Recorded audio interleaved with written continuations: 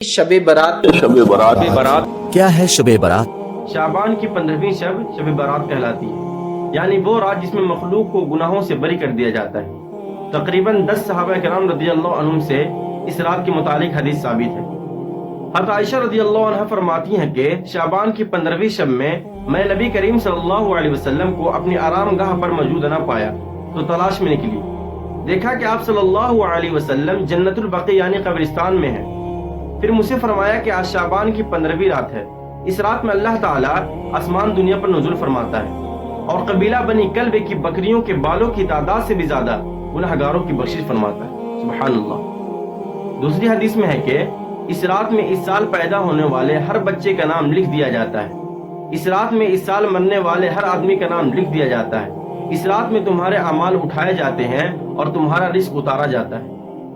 ایک روایت میں ہے کہ اس رات میں تمام مخلوق کی مغفرت کر دی جاتی ہے سوائے 7 لوگوں کے۔ وہ یہ ہے کہ پہلا مشرک، دوسرا والدین کا نافرمان، تیسرا کینہ رکھنے والا، چوتھا شرابی، پانچواں قاتل، اور چھٹا شلوار کو ٹخنوں سے نیچے لٹکانے والا، اور 7واں چغلخور۔ اللہ اکبر۔ ان 7 افراد کی اس عظیم رات میں ہی مغفرت نہیں ہوتی جب تک کہ یہ اپنے جرائم سے توبہ نہ کر لیں۔ علی رضی اللہ عنہ سے روایت ہے کہ اس رات میں عبادت کیا کرو اور دن میں روزہ رکھا کرو۔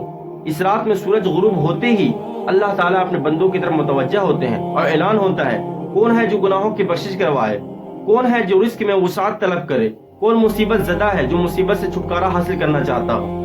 ان حدیث کریمہ اور صحابہ کرام رضی اللہ عنہم اور بزرگان دین رحمۃ اللہ علیہ کے عمل سے اس رات میں 3 کام کرنا ثابت ہے۔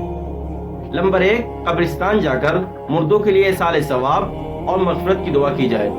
نمبر 2، اس رات میں نوافل تلاوت، ذکر و اذکار کا اہتمام کرنا۔ اس بارے میں واضح رہے کہ نفل ایک ایسی عبادت ہے جس میں تنہائی مطلوب ہے، یہ خلوت کی عبادت ہے، اس کے ذریعے انسان اللہ کا قرب حاصل کرتا ہے، لہٰذا نوافل وغیرہ تنہائی میں اپنے گھر میں ادا کریں۔ اس موقع کو غنیمت جانیں اور نوافل کی جماعت اور مخصوص طریقہ اپنانا درست نہیں۔ یہ فضیلت والی راتیں کھیل و تماشا اور گھومنے پھرنے اور میلے میں جانے کی راتیں نہیں ہیں، بلکہ گوشہ تنہائی میں بیٹھ کر اللہ سے تعلقات بنانے کا قیمتی لمحات ہیں، ان کو ضائع ہونے سے بچائیں۔